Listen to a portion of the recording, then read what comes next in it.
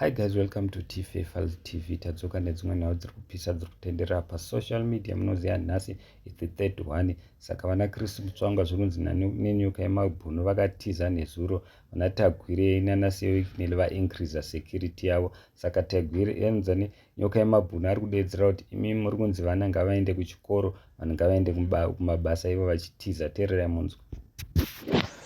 Gwamata anga atiza masikati mambara uyu zvakare atiza akare winhingi isoko uyu Chris Mutsvangwa atiza zvakare nemudzimai wake madekwana ano. Mnangagwa abva apa security kunhingi apa masoja anochengeta akare vakamona kuPG kuti vaende vanochengeta mambara uyu Tagwirei kuti vamuchengete, but ivo vakomana iva vePG ava vamwe wavo vari pano, endai mutaurire vakomana vaenda kunochengeta uyu Tagwirei kuti ngavasamusiye mukomana wabhozi atisula kuti atizeni mari yedu, because hatingaite nyika yekuti munhu anoba mari yakakura kudaro obva atiza unogara kuna Dubai achidya mari idzodzo. Vana veZimbabwe vachinanzva svosve nemuromo, never ever. Mari dzese dzakabiwa nechigananda ngazvidzoke.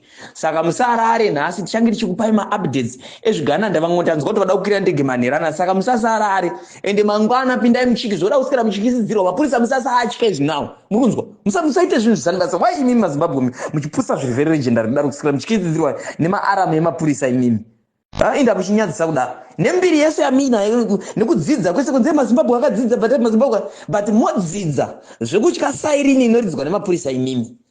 Muchikundwa nemaMozambique anomira achita we are defending our country, imimi motya imimi. Mukundwa nemaAlawians vanodefenda nyika yavo.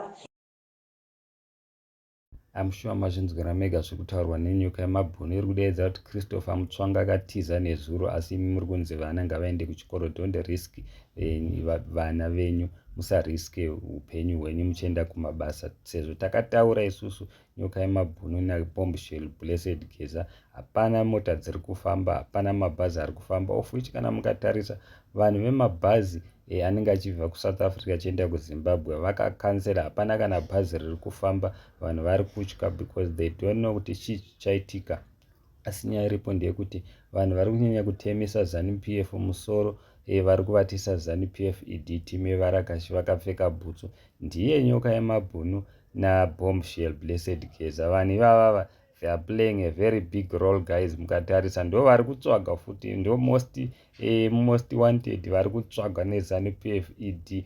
Nyoka yemabhunu ari kutsvagwa zvisingaite, but is nowhere to be found. Even Geza wacho is nowhere to be found. Saka vari kudedzera kuti hapana vanhu vari kumacha muZimbabwe. Muchida musingadi munogara kudzimba dzenyu, but nyoka yemabhunu ari kuzviramba. Thank you so much.